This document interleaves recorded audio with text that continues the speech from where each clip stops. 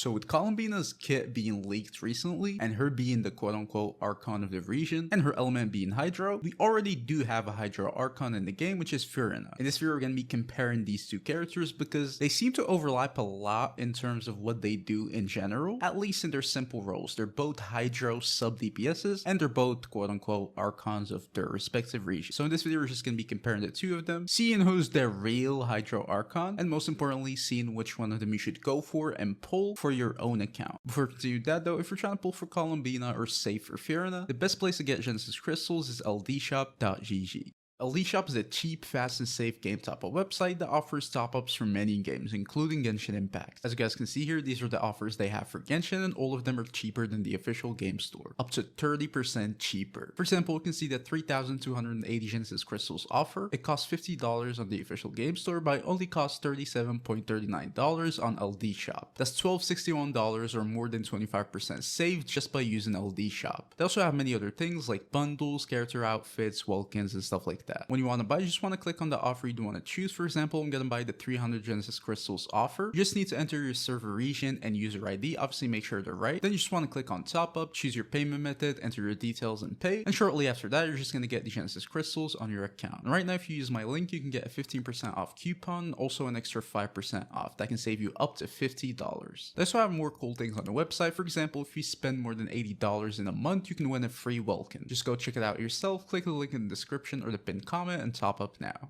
Alright, so back to their comparison, I'm going to quickly go over their kits in case you didn't see Columbina's kit and you forgot about Furina's kit. So in short, what Columbina does is that she's going to be an off-field Hydro sub DPS slash support. Mainly she's going to be dealing Lunar Bloom and also Hydro damage using her elemental skill. She's also going to be buffing the lunar damage of the whole party, including herself and your other characters who deal lunar damage of any type, whether it's Lunar Bloom, Lunar Charged, or Lunar Crystallized, using her elemental bursts and passives. And obviously she's also going to have decent Hydro application just from dealing damage off field using her elemental skill. Her kit is way more complicated than that, but in terms of what she gives you, this is it. She's just gonna be dealing Hydro damage, some lunar damage, depending on your party type. She's gonna be applying Hydro, and then also she's gonna be buffing the lunar damage of all of your party members. Those are just gonna be the reasons of why you'd want to use Columbina on your team. The lunar damage buffs are gonna be either just simple damage bonus buffs, or it can even actually like physically buff these reactions. For example, for the lunar charge, she can reduce the interval of the thundercloud attack by 0.5 seconds, which is going to be pretty good. For the lunar bloom, she's going to provide you with extra moonridge dews, and with lunar crystallize, she can provide you just extra damage. So it can give them like straight damage bonus from the burst and also some buffs from the passive. In general, she's going to be buffing lunar reactions by a huge margin, and she's definitely going to be the best character to use if you're planning to build any lunar reactions teams. Now for Furina, she's been out for a while, but very quickly what she gives you is going to be pretty similar when you look at it actually. She's going to give you very good off-field Hydro damage. She's gonna give you some healing, and then basically she's just gonna give you huge amounts of team-wide damage bonus to your whole party. The damage bonus from Furina is just gonna be with her losing HP and your whole team losing HP, and then her healing them again, or you have another healer. But in general, what she gives you is just gonna be this. Very good sub DPS Hydro damage, some healing if you need, and then a huge amounts of team-wide damage bonus that's gonna increase the damage of any team that you use her in by a lot. Now moving on to actually comparing these two characters, we're gonna compare them based on a couple of things. It's going to be versatility, damage, top teams, and then finally some constellations. First of all, with versatility, I think as I said before, just from looking at what these characters give, it's pretty obvious that Furina is going to be a little more versatile than Columbina. Columbina is just going to be buffing lunar reactions on your team, and even though she can enable them by herself, usually that's not really the thing you'd want to go for. You don't want to completely just transform a team with only Columbina in it into like lunar reactions. Usually you'd want teammates that already deal lunar reactions, and you'd want to just buff them with Columbina. So usually you'd want to keep Columbina in like Nod Cry teams where you at least have a core of Nod Cry. That means Columbina and then another character like either a Neffa, Lauma, or even a main DPS like Flynn's or Neffa or someone like that. In that case, Columbina is going to perform pretty well. But she's not that sort of character they can just slap in on a team and she's going to work well alone by herself like completely. She usually needs one more extra character from Nod Cry for her to be working in perfect conditions, at least in terms of like her best teams.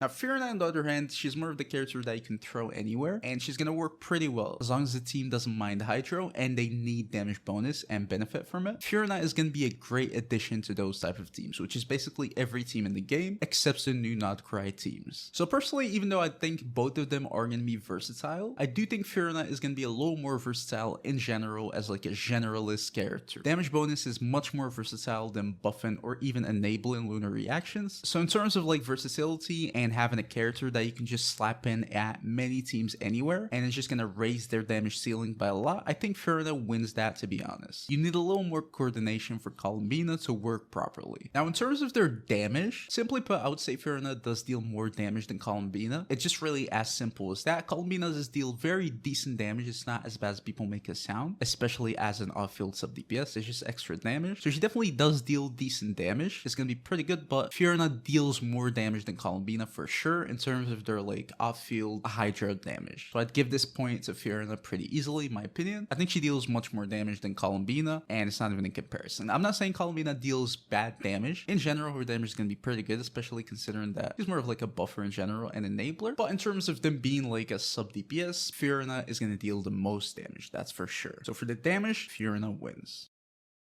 Now, talking about their top teams, both of them are going to have some very, very good teams in the game. Both of them are going to be included in probably the best teams in the game, honestly. So it's going to be a very tough comparison. Obviously, for Furina, she has like the default best teams that we had for a while right now, which can be like Moika and then Furina, Jalinin, and then somebody like Bennett. It's not really Moika's best team, but it's definitely going to be one of the best teams in the game, period. It's definitely an S tier team, and it's definitely going to be pretty good. Furina is also going to have the Skirk combo, so you can play her with Skirk, Escoffier, and then Dahlia or something like that. That's also going to be one of the best teams in the game, period. But if we're moving on to Columbina's best teams, honestly, I think she does have, in general, better options in terms of like her top teams, because she can work with obviously all of the Notcry main DPSs. So we have Flynn's, you can use her with like Flynn's, Inefa, Sucrose, and then Columbina. That's going to be a super good team, and it's also an S tier team, and this team is going to be dealing ridiculous damage for sure. You can use her with Nefer, for example, with it like Nefer, Lauma, Columbina, and then somebody like Naida. That's also going to be a super S tier team right now, and it's going to have ridiculous numbers. You can use her with the upcoming Zibai, with for example Zibai, Columbina, Aluga, and then somebody like Zhongli. This team is also rumored to have ridiculous numbers too. So those are already 3 S tier teams just for Columbina, and also for counting like just Notcry cores, you can always pretty much just slap her with any main DPS in a Notcry team. For example, like a Neuvillette team, where you can go something like Neuvillette, Columbina, Inefa, and then Lauma. That's mainly like a Notcry team sort of core, but you can still use the older main DPSs with this team, and it's gonna deal super great damage, that's for sure. You can use it with Arlecchino, for example, Arlecchino, Columbina, Bennett, and then somebody like Inefa. That's also gonna be a super good team, and it's gonna be a pretty good upgrade for Arlecchino too. So honestly, at this point in the game at least, obviously it's gonna be a little biased because we're having new Notcry main DPSs, and the newer is gonna be always better. And unfortunately, Furina does not work with Notcry main DPSs, so it's a little biased. But if I had to choose which of them has like better premium S tier teams, I would go for Columbina. I think Columbina wins that. She has many more main DPSs than Furina that she can pair with, and she can create some very, very top tier teams just by existing in them, either alone or even with just one Notcry main DPS. So even though Furina might have 1 or 2 teams that can be better than a lot of Columbina's teams, I still do think Columbina has overall more S tier teams in general than Furina, at least at this point in the game right now. If we're looking at their constellation scaling, with Columbina, she's not really gonna have like the best constellations. They're gonna be pretty good, but nothing really special. Her C1 is just might give you some energy or resistance to interruption, maybe a shield to your character depending on what reactions you're gonna be doing. Also some elevated, which is extra lunar charge damage. C2 is just more HP, and then either attack or elemental mastery or defense, also depending on which sort of reaction you're doing. But in general, I don't really think it's gonna be game breaking at all. Like, compared to like C0 Columbina, it's definitely not needed. Furina's constellations are just gonna make her more versatile, in my opinion. Her C1 and even C2 are just gonna make her just playable in more teams without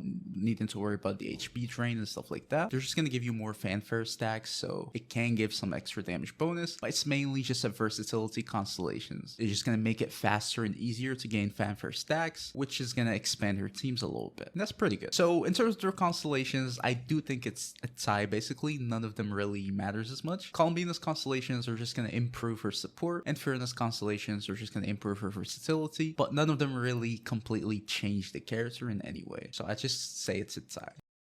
Now, basically for the final conclusion, which is like the better character or Hydra Archon? I think Columbina might be better in general in my opinion, but only if you'd want to tap in the whole not crime meta. You'll need at least another main DPS with her, or another like enabler sub DPS like Inefa, or you just want to tap in this side of the meta in general for her to be worth it. If you're planning to get Columbina alone as like a sole character, I don't think she's gonna be that valuable for your account without some not cry characters. Furina, on the other hand, is more of like a versatile character that I do think if you get her alone is just going to improve your account purely by just being there. She doesn't really need any other characters. Just you slapping her on many teams is just going to improve them quite a bit. Also, she deals more Hydra damage. So if we're talking about which character is the real Hydra Archon, quote unquote, I would say Furina is the real Hydra Archon, but that's sort of known honestly. This whole video is just more clickbait. Haha, caught you. Because Columbina is just like sort of the not cry Archon. She's more of like the lunar moon Archon. So she definitely does better on that side of the meta. Even though she's Hydro, she's more of like a moon Hydro Archon. But if we're talking about who's the pure best Hydro Archon, I would give this title to Furina. Honestly, that's me personally. But if we're talking about which of them is going to be a better pick for your account, I would say if you're planning to grab some of the not cry premium characters, at least 1 or 2 5 stars with Columbina, I would say definitely go for Columbina instead of Furina, because she's simply just going to be more valuable, and as I said before, she's going to easily unlock a lot of like S tier teams in the game. And I would recommend you to get some not cry characters, honestly. I think it's the current meta, and I don't think they're going to be power crept anytime soon. So unless you really don't like it, I would heavily recommend you going into this sort of meta. Just grab 1 or 2 5 stars and then Columbina, and you're probably going to be able to make pretty good teams, like top tier S tier teams. Maybe not the literal best teams in the game, but definitely S tier and with not much competition. You can also use them to revive some of your older main DPSs and so on and so forth. But if you